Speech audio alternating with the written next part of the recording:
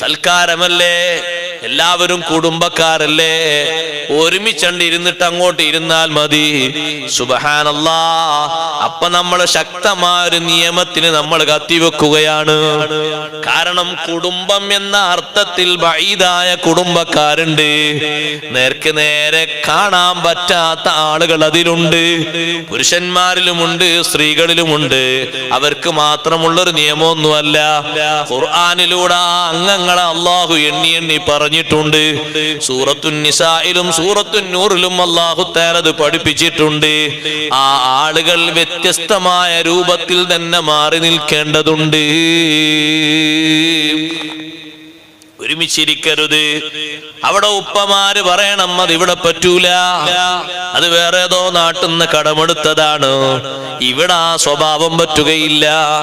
അതുകൊണ്ട് സ്ത്രീകൾക്ക് വേറെ തന്നെ അവിടെ സദ്യ ഒരുക്കണം, പുരുഷന്മാർക്ക് വേറെയും ഒരുക്കണം. കുടുംബ സൽക്കാരം എന്നാ അതിന്റെ പേര്. എന്റെ പേരെങ്ങനെയാ? കുടുംബ സൽക്കാരം. കല്യാണം കഴിഞ്ഞിട്ടുള്ള ഒരു കുടുംബ സൽക്കാരം. സൽക്കാരം നടത്തിയോളി സുന്നത്താണ്, അതിന് കേടൊന്നുമില്ല. സൽക്കാരം നടത്തിയോളി അതിന് കേടൊന്നുമില്ല.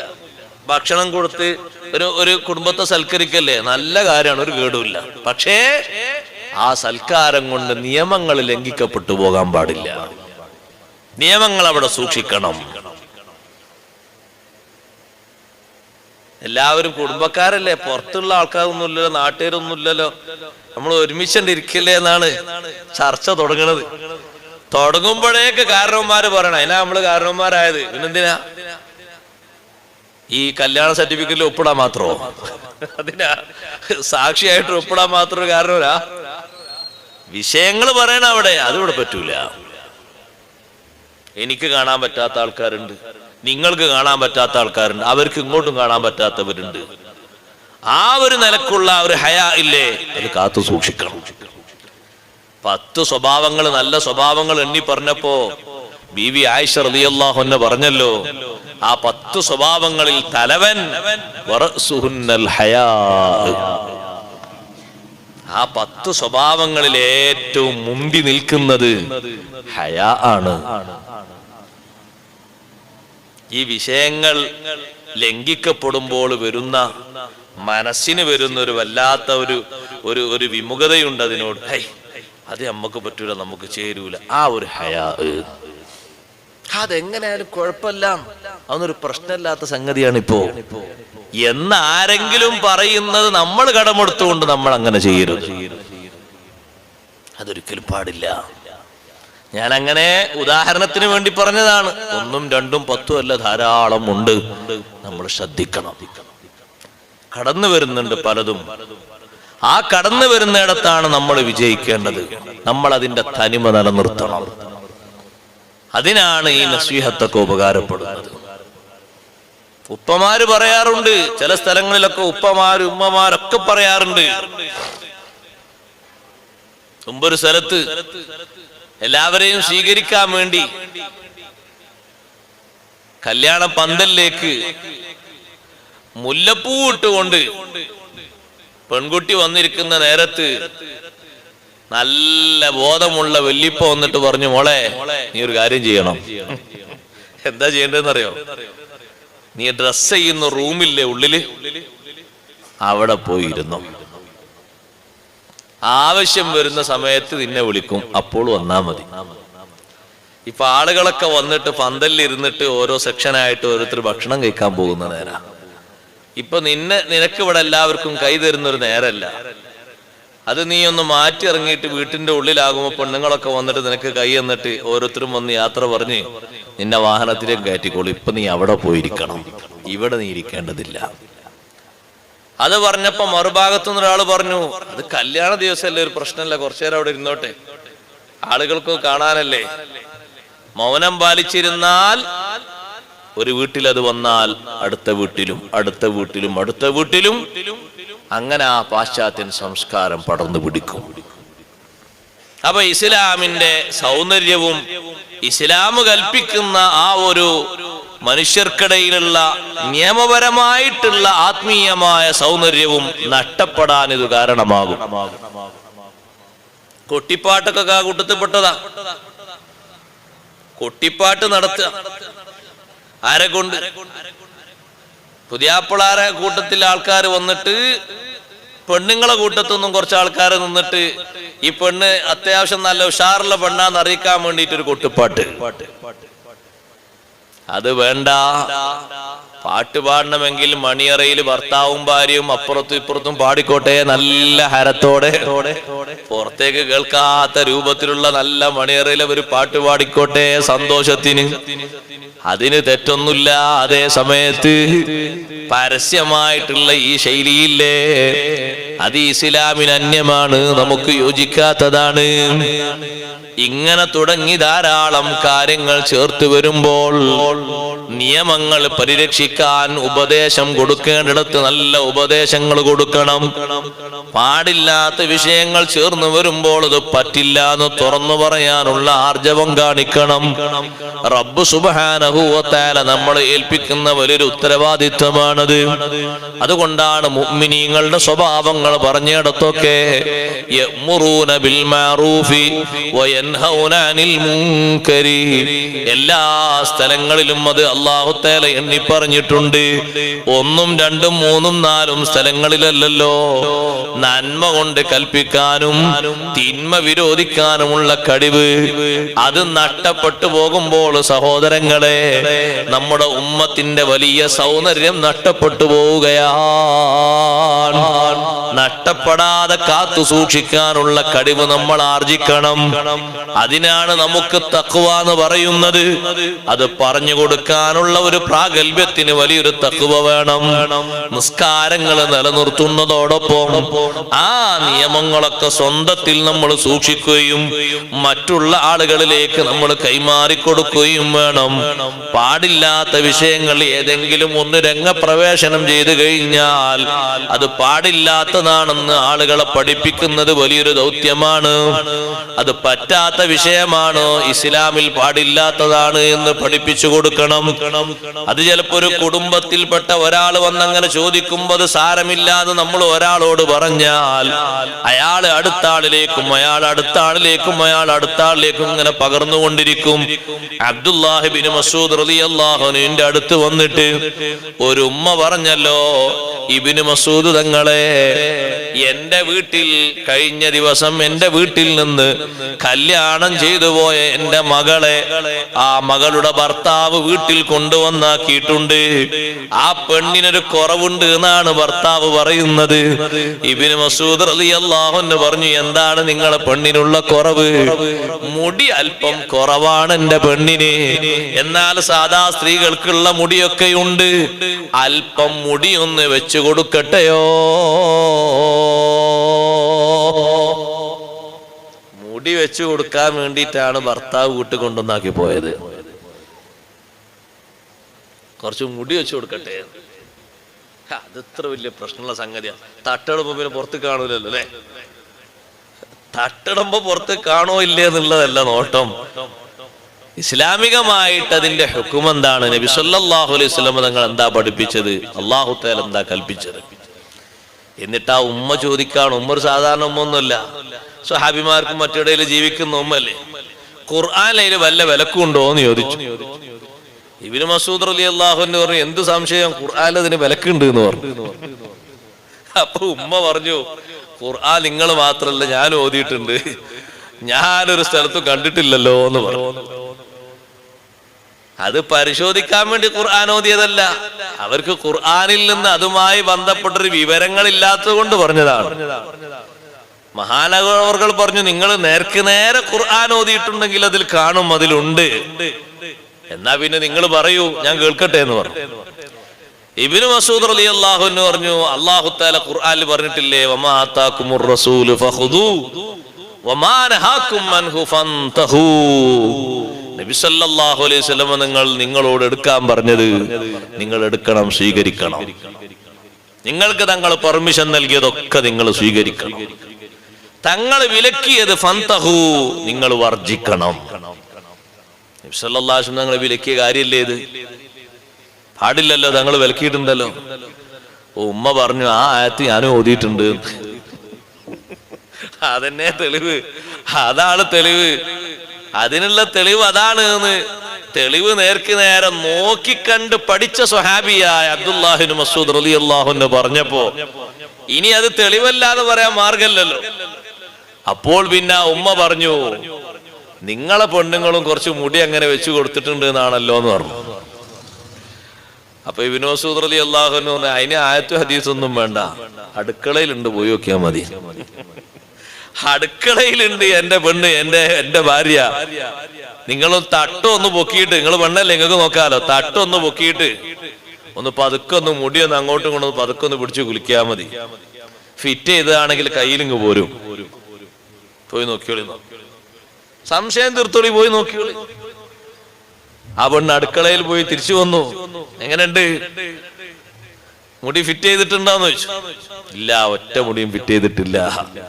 ഇബ്നു മസ്ഊദ് റളിയല്ലാഹു അൻഹു ആദർശ ധീരതയോടെ പറഞ്ഞൊരു കാര്യം കേൾക്കണോ നിങ്ങൾക്ക്?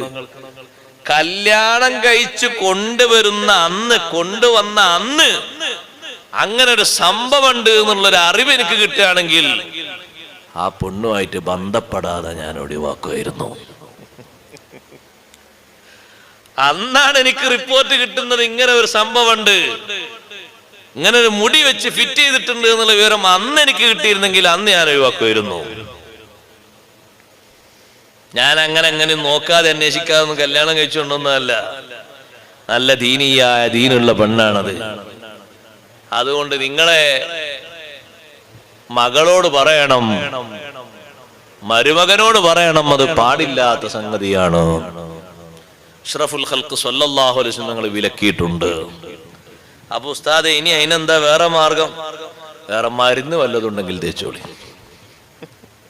ഇഷ്ടംപോലെ മരുന്നില്ലേ മുടി വളരാനും വികസിക്കാനൊക്കെ. അതിന് നല്ല വിശ്വസ്തമായതും അനുഭവമുള്ളതൊക്കെ നോക്കിയിട്ട് അത് തേച്ചോളൂ, പുരട്ടിക്കോളൂ, അല്ലെങ്കിൽ കുടിക്കാനുള്ളത് കുടിച്ചോളൂ.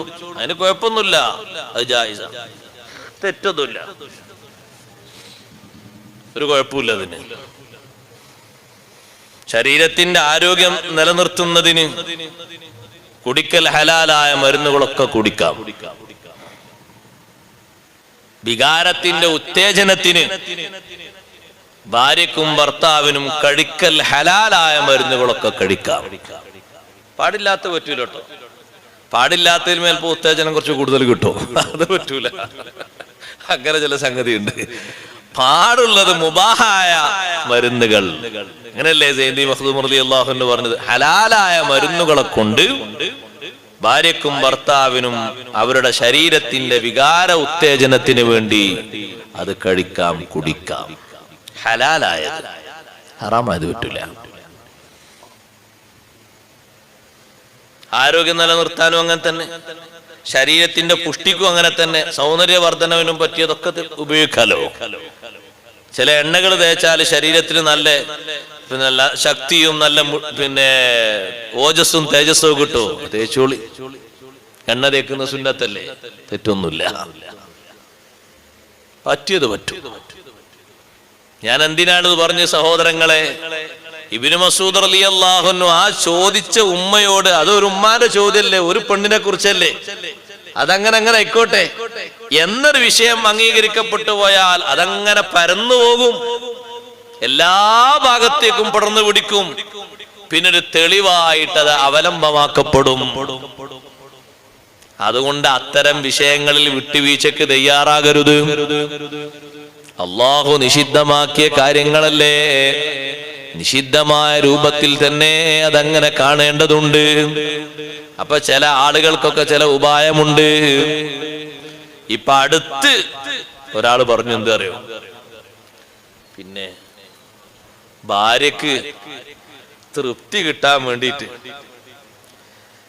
ഞാനൊരു യുവാവായിട്ട് ഇങ്ങനെ നിൽക്കുന്നതാണ് എന്റെ ഭാര്യക്ക് വലിയ സന്തോഷവും ഇഷ്ടം. അപ്പൊ ഞാൻ കണ്ണാടി നോക്കുമ്പോ ഇങ്ങനെ നിര ബാധിച്ചത് കാണാണ്. അതവർക്ക് വലിയ മനസ്സിന് വലിയ പ്രതിസന്ധിയാണ്, സമാധാനക്കേടാണ്. അതുകൊണ്ട് മൈലാഞ്ചി നിട്ടാ പോരെ, കറുപ്പന്നെ തേക്കണം, എന്നാലേ അവർക്ക് സന്തോഷമാകുള്ളൂ. അപ്പൊ അയാൾ പറഞ്ഞു, ഭാര്യയെ സന്തോഷിപ്പിക്കാനും സമാധാനിപ്പിക്കാനും അങ്ങനെ തേക്കാം, അങ്ങനെ ഒന്നുണ്ടോ ഇസ്ലാമിൽ? എന്നാ പിന്നെ എല്ലാവർക്കും ഒരു 500 രൂപ കൊടുത്താണ് കുറച്ചൊരു 10 മിനിറ്റ് കാവലിരുന്നാ പോരെ. അത് എല്ലാ സ്ഥലങ്ങളിലും അതാ എന്റെ ഫീസ് എഴുതി വെച്ചിരിക്കുന്നു. കുറച്ചു നേരം അവിടെ കാവലിരിക്കേണ്ടിരുന്നുള്ളൂ. തസ്വീദ് പാടില്ല സഹോദരങ്ങളെ, ഹറാമാണ്, വൻകുറ്റമാണ്. നബി സല്ലല്ലാഹു അലൈഹി വസല്ലമ തങ്ങൾ കളർ മാറ്റാൻ പറഞ്ഞിട്ടുണ്ട്. മക്ക വിജയത്തിന്റെ അന്ന് അബൂബക്കർ സിദ്ദീഖ് റളിയല്ലാഹു അൻഹുവിന്റെ പിതാവ്, അന്നാണ് നബി സല്ലല്ലാഹു അലൈഹി വസല്ലമ തങ്ങളെ വിശ്വസിക്കുന്നത്, അല്ലാഹുവിൽ വിശ്വസിക്കുന്നത്. പിതാവിനെ തങ്ങളെ മുന്നിലേക്ക് കൊണ്ടുവന്നപ്പോൾ പഴയ പരിചയങ്ങളും അനുഭവങ്ങളും ഒക്കെ ഓർമ്മപ്പെടുത്തിയിട്ട് പരിചയം പുതുക്കിയപ്പോ തങ്ങള് പറഞ്ഞു, നമ്മൾ ഇവിടുന്ന് പോകുമ്പോ, മക്കത്തുനിന്ന് മദീനയിലേക്ക് പോകുമ്പോ അങ്ങിങ്ങായിട്ട് കുറച്ച് കറുത്ത മുടികളൊക്കെ കണ്ടിരുന്നു. ഇപ്പൊ പറ്റ വെളുത്തിട്ടുണ്ടല്ലോ, അതുകൊണ്ട് ഈ കറുപ്പൊന്ന് ഈ വെളുപ്പൊന്ന് മാറ്റണം. വെളുപ്പൊന്ന് മാറ്റിയിട്ട് വേറെ ഏതെങ്കിലും നിങ്ങൾ കളർ ചായം പുരട്ടണം, അഥവാ മൈലാഞ്ചിയോ മറ്റോ ഉപയോഗിക്കണം. എന്നിട്ട് തങ്ങൾ കൂടെ പറഞ്ഞു, വജ്തനിബുസ്സവാദ്, പക്ഷേ ഇത് മാറ്റണം എന്ന് പറയുമ്പോ കറുപ്പടിക്കരുത്, കറുപ്പ് നിങ്ങൾ ഉപേക്ഷിക്കണം, കറുപ്പിക്കുന്നത് ശരിയല്ല. ഒരു കാര്യം കൂടി കൂട്ടത്തിൽ ഓർക്കേണ്ടതുണ്ട് സഹോദരങ്ങളും സഹോദരിമാരും. രണ്ടു കൂട്ടരുണ്ട്. ആ വ്യക്തികളിൽപ്പെട്ട ആളുകൾ, ആ ടീമിൽപ്പെട്ടവര് ഈ ഉപയോഗിക്കുന്ന മരുന്ന് കൊണ്ട് വെള്ളം ചേരാത്ത അവസ്ഥ വന്നാൽ ജനാബത്ത് ഉയർന്നു പോകൂല, ഉളൂ ശരിയാവുകയില്ല. അതും കൂടെ ശ്രദ്ധിക്കേണ്ട ഒരു കാര്യമാണ്. ആ വിഷയത്തിന്റെ കുറ്റവും ഗൗരവവും ഓർത്തുകൊണ്ട് സുന്നത്താക്കി പഠിപ്പിച്ച മാർഗമില്ലേ, ആ മാർഗമാണ് ഉപയോഗിക്കേണ്ടത്.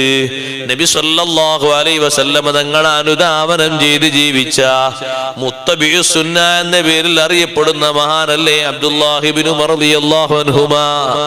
ആ മഹാനുഭാവന്റെ താടി നരമാദിച്ചിരുന്നു. ആ താടിക്ക് മഹാനവറുകൾ ചായം പുരട്ടിയിരുന്നു. സ്വഹീഹുൽ ബുഖാരിയിൽ കാണാം. ചില ഇലകളിൽ നിന്ന് ആ ഇലകളുടെ തണ്ടും ഉപയോഗിച്ചതിന്റെ നീര് കൊണ്ട് ചായം പുരട്ടിയിരുന്നു. ആ ചായം ഇങ്ങനെ പുരട്ടിയിട്ട് ചിലപ്പോഴൊക്കെ ദൂരത്തുനിന്ന് നോക്കിയാൽ അത് കറുപ്പാണോ തോന്നിപ്പോകും. പക്ഷേ കറുത്തതല്ല, കടുപ്പമുള്ള രൂപത്തിലുള്ള ചുവപ്പ് ഉപയോഗിച്ചതാണ്.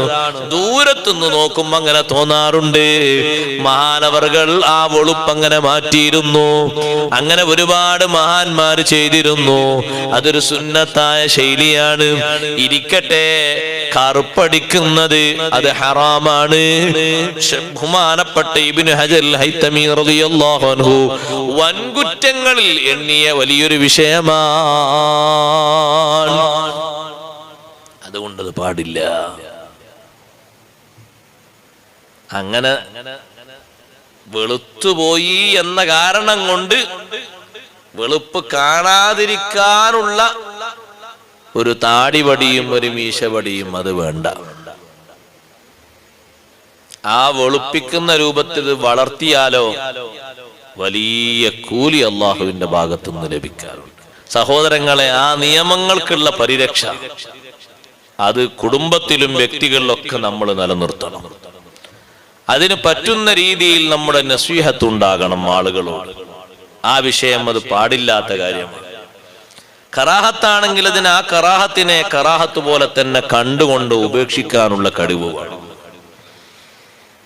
ഏതെങ്കിലും ചുളിവിലൂടെ അതൊന്നും കുഴപ്പമില്ല, അതൊന്നും സാരല്ല എന്ന് വെക്കുമ്പോ അതിന്റെ ഗതികേട് അവസാനം വലിയ രൂപത്തിലായിരിക്കും. നിസ്സാരവൽക്കരിച്ചുകൊണ്ട് കാണുന്ന കാര്യങ്ങൾ അവസാന ഘട്ടം വരുമ്പോ അതിന്റെ ശിക്ഷ വലിയ കടുത്ത രൂപത്തിലേക്ക് വരും. നിസ്സാര കാര്യങ്ങൾ അത് സാരല്ല, ആളുകൾ പലരും ചെയ്യുന്നുണ്ടല്ലോ, പ്രശ്നമല്ല എന്നുള്ള രൂപത്തിൽ. ഇപ്പൊ ചില ആളുകൾക്കൊക്കെ തോന്നും ഈ വലിയ രൂപത്തിലുള്ള ഖംറ് അല്ലെങ്കിൽ പോലീസോ മറ്റോ ഒക്കെ പിടിച്ചാല് വലിയ ശിക്ഷ തരുന്ന രീതിയിലുള്ള മയക്കുമരുന്ന് മറ്റ് അതൊക്കെ വലിയ പ്രശ്നമുള്ളൂ. ചെറിയ രൂപത്തിൽ വിൽക്കാൻ വെച്ചിരിക്കുന്നത് നുണയുന്നതിനൊന്നും കുഴപ്പമില്ല എന്ന് ചില ആളുകൾക്ക് തോന്നിപ്പോകും. ആ ചെറുതും പ്രശ്നം തന്നെയാണ്. ആ ചെറിയ മയക്കുമരുന്നും സഹോദരങ്ങളെ നമ്മുടെ ആഖിബത്തിനെ കേടുവരുത്തുന്നതാണ്, വലിയ ശിക്ഷയ്ക്ക് കാരണമാകുന്നതാണ്. നമ്മൾ നന്നായി ശ്രദ്ധിക്കണം. നേരം പോക്കിന് വേണ്ടിയോ അല്ലെങ്കിൽ ആളുകൾക്കിടയിൽ ഞാൻ ഒറ്റപ്പെട്ടു പോയത് കൊണ്ട് കൂടുതലൊന്നും സംസാരിക്കാനില്ല, എൻ്റെ ജീവിതത്തിൽ എനിക്കൊരു സന്തോഷം കിട്ടണമെന്ന നിലക്കോ ഭക്ഷണത്തിന്റെ ഉടനെയോ ഭക്ഷണത്തിന്റെ മുമ്പോ ഭക്ഷണത്തിലോ ഒക്കെ ചേർത്ത് ചെറിയ മയക്കുവസ്തു ഉപയോഗിച്ചാലും അല്ലെങ്കിൽ ജനങ്ങളൊന്നും കാണാത്ത രൂപത്തില് അതേ ഒരു പാക്ക് രൂപത്തിൽ എന്തെങ്കിലുമൊക്കെ ചവച്ചരച്ചിട്ട് അതിന്റെ നീരും മറ്റുമൊക്കെ നാവിലാക്കിയിട്ട് ആസ്വദിച്ചാലും മയക്കാണോ? നിയമം എല്ലാറ്റിനും ഒരുപോലെയാണ്. ചെറുതാണെങ്കിലും അത് മസ്താക്കുന്ന സംഗതിയാണോ? ഉപയോഗിക്കാൻ പറ്റാത്തത്, കുടിക്കാൻ പറ്റാത്തതും ചവക്കാൻ പറ്റാത്തതും വാസനിക്കാൻ പറ്റാത്തതുമാണോ? എല്ലാറ്റിനും ഒരേ നിയമം തന്നെയാണ്. ഖംറിന് മാത്രമല്ല വിഷയം ഉള്ളത്. ഖംറിനെ പോലെയുള്ള അവസ്ഥയുള്ള ചെറുതാകട്ടെ വലുതാകട്ടെ, സാധാരണ ആളുകൾ പലരും ഉപയോഗിക്കുന്ന രൂപത്തിലുള്ളതാകട്ടെ, നിയമത്തിന്റെ വിഷയം ഒക്കെ ഒന്ന് തന്നെയാണ്. നിങ്ങൾ കണ്ടില്ലേ എത്ര ഗൗരവമുള്ള സംഗതിയാണ്. അബ്ബാസ് ബിൻ അബ്ദുൽ മുത്തലിബ് റളിയല്ലാഹു അൻഹു, അബ്ബാസ് റളിയല്ലാഹു അൻഹുവിന്റെ അടുത്ത് മഹാനവറുകളുടെ കൂട്ടുകാരനായ കൂടെ സാവസിച്ച് ജീവിച്ച അബ്ദുൽ ഹമീദ് ബിൻ മഹ്മൂദ് റളിയല്ലാഹു അൻഹു പറയുന്നു, ഞാൻ ഇബ്നു അബ്ബാസ് തങ്ങളുടെ അടുത്തിരിക്കുമ്പോ അബ്ബാസ് റളിയല്ലാഹു അൻഹുവിന്റെ മകൻ ഇബ്നു അബ്ബാസ് റളിയല്ലാഹു അൻഹു റഈസുൽ മുഫസ്സിരീനാണ്. അവരെ അടുത്ത് ഞാൻ ഇങ്ങനെ ഇരിക്കുമ്പോ പുറത്തുനിന്ന് ഒരാൾ വന്നിട്ട് പറഞ്ഞു, ഇബ്നു അബ്ബാസ് തങ്ങളെ, ഞങ്ങള് ഹജ്ജ് കഴിഞ്ഞിട്ട് തിരിച്ചു വരികയാണ്. ഹജ്ജിന് ഞങ്ങൾ പോയിട്ട് ഹജ്ജിന്റെ കർമ്മങ്ങളൊക്കെ നിർവഹിച്ച് അങ്ങനെ അവസാനം വിദാഇന്റെ തവാഫിന് വേണ്ടി ഞങ്ങൾ മത്താഫിലെത്തിയപ്പോൾ സൊഫയുടെ ഭാഗത്തായി ഞങ്ങളെ ഒരു കൂട്ടുകാരൻ മരണപ്പെട്ട് കിടക്കുന്നത് ഞങ്ങൾ കണ്ടു. ആ കൂട്ടുകാരനെ ഞങ്ങൾ അവിടുന്ന് താങ്ങി നേൽപ്പിച്ച് ആ കൂട്ടുകാരന് വേണ്ടിയുള്ള അവസാനത്തെ എല്ലാ ക്രിയകളും നിർവഹിച്ച് ഞങ്ങളൊന്ന് ഭൂമിയിലേക്ക് ഇറക്കി വെക്കാൻ വേണ്ടി ഒരു കുടി കുടിച്ചു. കുടിച്ചപ്പോൾ സുബ്ഹാനല്ലാഹ്,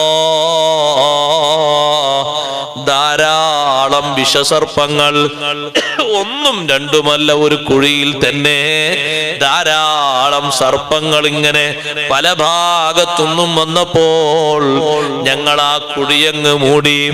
പിന്നെ കുറെ ദൂരത്ത് പിന്നെ വേറൊരു കുടി കുടിച്ചു. അവിടെയും അതേ അവസ്ഥ കണ്ടു. മാറി മാറി ധാരാളം കുടികൾ ഞങ്ങൾ കുടിച്ചു. ഒരൊറ്റ കുടിയും ഒഴിവില്ല. എല്ലാ കുടികളിലും ഇതേ അവസ്ഥ ഞങ്ങൾ കണ്ടപ്പോൾ ഞങ്ങൾ ഒരു കുഴിയിൽ അവസാനം ഗത്യന്തരമില്ലാതെ ഒരു കുഴിയിൽ അദ്ദേഹത്തെ ഞങ്ങൾ മറവ് ചെയ്തു. അങ്ങനെ ഇതിനെ വിഷയത്തെ സംബന്ധിച്ച് ചോദിക്കാൻ വേണ്ടി നിങ്ങളടുത്ത് വന്നതാണ്. എന്താണ് നിങ്ങൾക്ക് ഞങ്ങളോട് ഈ വിഷയത്തെ പറ്റി പറയാനുള്ളത്? ഇബ്നു അബ്ബാസ് റളിയല്ലാഹു അൻഹു പറഞ്ഞു, എന്തുകൊണ്ടാണ് അങ്ങനെ പാമ്പുകളെ വിഷസർപ്പങ്ങളെ നിങ്ങൾ കണ്ടതെന്നറിയുമോ? ദാലിക അമലുഹു അല്ലദീ കാന യഅമലു. ദുനിയാവില്ല മനുഷ്യൻ ചെയ്ത എന്തോ ഒരു ദുസ്വഭാവം കൊണ്ട് ഖബറിൽ അങ്ങനെ കണ്ടുപോയതാ. ആ മനുഷ്യന്റെ ജീവിതത്തിലുള്ള ദുഷ്കർമ്മമാണ്, ദുസ്വഭാവമാണ്, ദുഷ്കർമ്മമാണ് നിങ്ങളാ കണ്ടത്. നിങ്ങൾ അദ്ദേഹത്തിന്റെ വീട്ടുകാരോട് പോയിട്ട് നിങ്ങൾ അന്വേഷിക്കൂ. അതുകൊണ്ട് ഭൂമിയിൽ ഒരൊറ്റ സ്ഥലത്തും ഇത് ഒഴിവാക്കാൻ കഴിയൂല.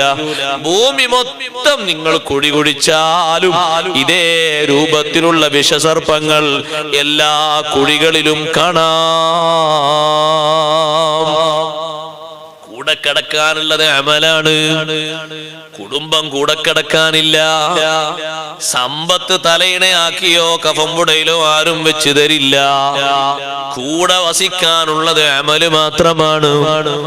എന്റെയും നിങ്ങളുടെയും കൂടെ വസിക്കാനുള്ളത് അമല് മാത്രമാണ്. സൽക്കർമ്മമുണ്ടോ? നല്ല നിലക്ക് കിടക്കാം. മൻ അമില സ്വാലിഹൻ ഫലി അൻഫുസിഹിം യംഹദൂൻ. സുഹൃതങ്ങൾ സമ്പാദിച്ചവര് കിടക്കാനുള്ള കിടപ്പറ നന്നായി സജ്ജീകരിച്ചവരാണ്. അവർക്ക് യാതൊന്നും ഭയപ്പെടാനില്ല, അവർക്കൊന്നും പേടിക്കാനില്ല.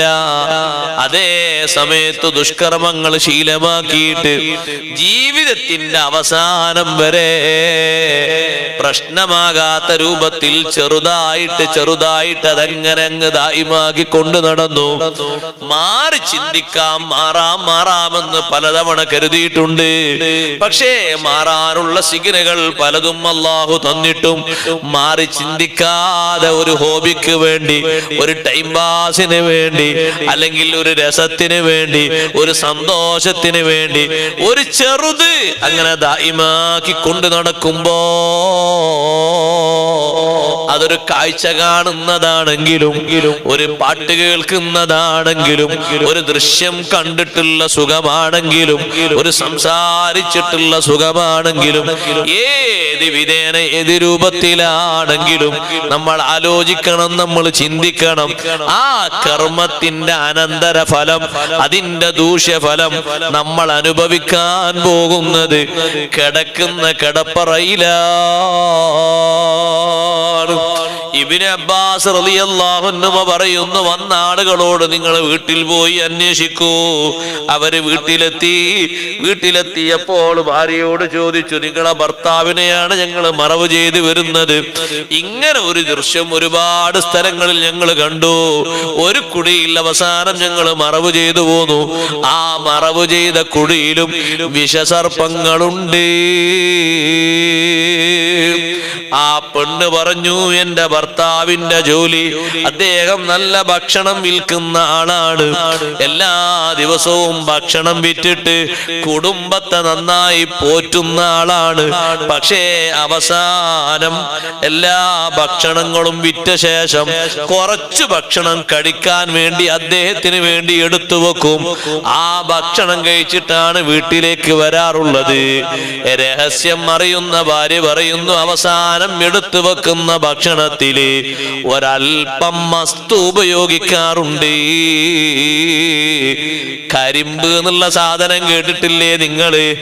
ആ കരിമ്പിന്റെ നീരിൽ അല്പം മസ്തു ഉപയോഗിച്ചുകൊണ്ട് മസ്താകുന്ന വസ്തുക്കൾ ഉപയോഗിച്ചിട്ട് തനിക്ക് വേണ്ടി എടുത്തു വെച്ച ഭക്ഷണം കഴിച്ചിട്ട് അങ്ങനെ മതോന്മത്തനായ രൂപത്തില്, എന്നാ പുറത്തേക്ക് കാണാൻ മാത്രം ഒരു മസ്തില്ല, പക്ഷേ കൂടെ കിടക്കുന്ന ഭാര്യക്കതറിയാം.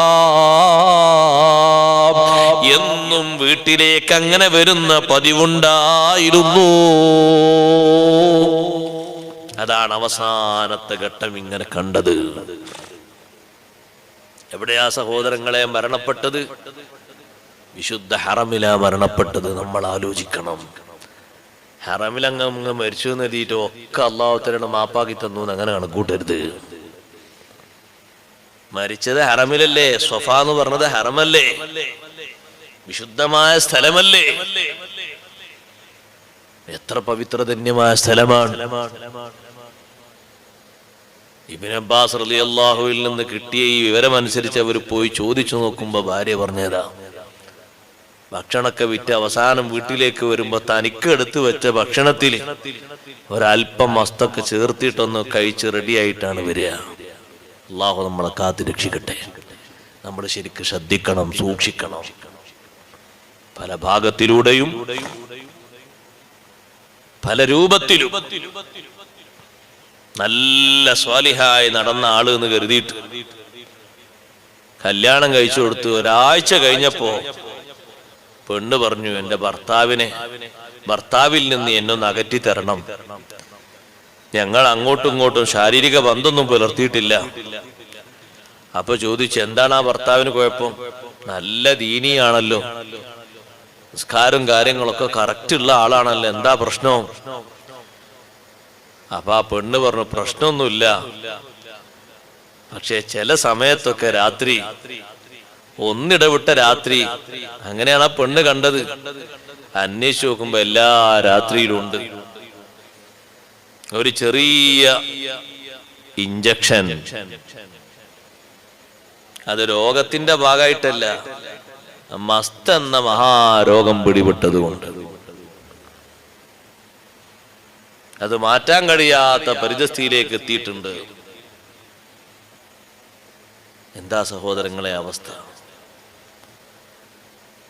ഒരു മനുഷ്യൻ അതിന് അഡിക്റ്റ് ആയിട്ട് അത് മാറ്റാൻ കഴിയാത്തൊരു പരിതസ്ഥിതിയിലേക്ക് ആ മനുഷ്യൻ എത്തിക്കഴിഞ്ഞു എന്ന് പറഞ്ഞാൽ ഇനി ആ മനുഷ്യനുള്ള അവസാനത്തെ പോയിന്റ് ഏതാ?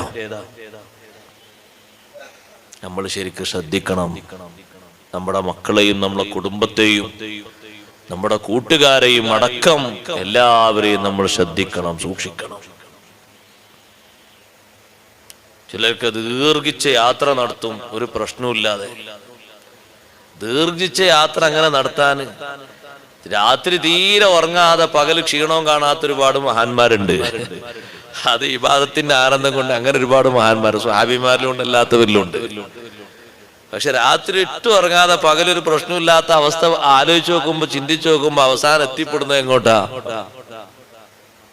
അതിങ്ങനെ ഗുരുതരമായ ഓരോ വസ്തുക്കൾ ഉപയോഗിക്കുന്നതിലേക്കാണ്. അല്ലാഹു തആല നമ്മെ എല്ലാവരെയും കാത്തുരക്ഷിക്കട്ടെ. അതൊരു ശരീരത്തിനും താല്പര്യമായിട്ട് സന്തോഷമായിട്ട് വരാൻ പാടില്ല. എന്നിട്ട് ദുർവ്യാഖ്യാനങ്ങളൊക്കെ അതിന്റെ പിന്നിൽ വരുമെന്ന് 1400 വർഷങ്ങൾക്ക് മുമ്പ് നബി സല്ലല്ലാഹു അലൈഹി വസല്ലം നിങ്ങൾ പറഞ്ഞപ്പോ അതേ അവസ്ഥയാണ് ഇന്ന് കേട്ടുകൊണ്ടിരിക്കുന്നത്.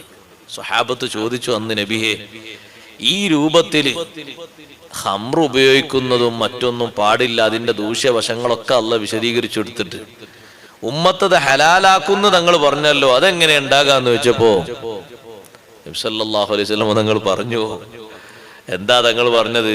അവര് ഉപയോഗിക്കും, പക്ഷേ സൈസമ്മൂനഹാ ബിഗൈരി ഇസ്മിഹാ, അതിന് വേറെ പേരാണ് അവര് പറയാ. ഇത് നിങ്ങൾ ആ ഖുർആനിൽ പറയുന്ന, ഹദീസിലാ പറയുന്ന ആ ഖംറല്ലത്, ഇത് വേറെയാണ്. ഇതതിന്റെ പരിധിയിൽ പെടുത്താൻ പറ്റൂല. അങ്ങനെ പറഞ്ഞെങ്കിലല്ലേ ഉപയോഗിക്കാൻ പറ്റുള്ളൂ. വേറെ പേര് പറഞ്ഞിട്ട് അവരത് ഹലാലാക്കുമെന്ന് സയ്യിദുനാ റസൂലുള്ളാഹി സ്വല്ലല്ലാഹു അലൈഹി വസല്ലം നിങ്ങൾ അന്ന് പറഞ്ഞത് അതേ ഉപായവും അതേ കാര്യങ്ങളും കേട്ടുകൊണ്ടിരിക്കുക. ഉപയോഗിക്കുന്ന ആളുകളോട് ഉപയോഗിക്കാൻ പറ്റുമെന്ന് വെച്ചപ്പോ ആ വിലക്കപ്പെട്ട കാര്യം ഇതല്ല, ഇത് വേറെയാണ്. ഇതും അതും തമ്മിൽ വലിയ വ്യത്യാസമുണ്ട്. വ്യത്യാസമൊന്നുമില്ല, പേരിൽ മാത്രമേ വ്യത്യാസമുള്ളൂ, സംഗതിയിലൊക്കെ ഒന്ന് തന്നെയാണ്. അതുകൊണ്ട് സഹോദരങ്ങൾ, സഹോദരിമാർ എല്ലാവരും നല്ല ശ്രദ്ധയോടെ സൂക്ഷ്മതയോടെ നമ്മെയും നമ്മുടെ അഹിലിനെയും നമ്മുടെ അയൽക്കാരെയും നാമുമായി ബന്ധമുള്ള എല്ലാവരെയും ഇത്യാദി വിഷയങ്ങളിൽ നിന്ന് സൂക്ഷിച്ച് സുരക്ഷിതരാക്കി നല്ല വഴിയിൽ നടക്കാൻ പ്രേരണ നൽകിക്കൊണ്ട് അള്ളാഹുവിന്റെ ദീനിന്റെ മാർഗത്തിൽ അടിയുറച്ചു നിന്ന് നല്ല പ്രവർത്തനങ്ങൾ നടത്താൻ വേണ്ടി പരസ്പരം സഹായിച്ച് സഹകരിച്ച് എല്ലാവരും പ്രവർത്തിക്കണമെന്ന് എന്നോടും നിങ്ങളോടൊക്കെ ഓർമ്മപ്പെടുത്തി ഞാൻ എൻ്റെ ഭാഷണം അവസാനിപ്പിക്കുന്നു. അല്ലാഹു സുബ്ഹാനഹു വ തആല നമ്മുടെ ഈ മജ്ലിസ് അവൻ ഖബൂൽ ചെയ്യുമാറാകട്ടെ.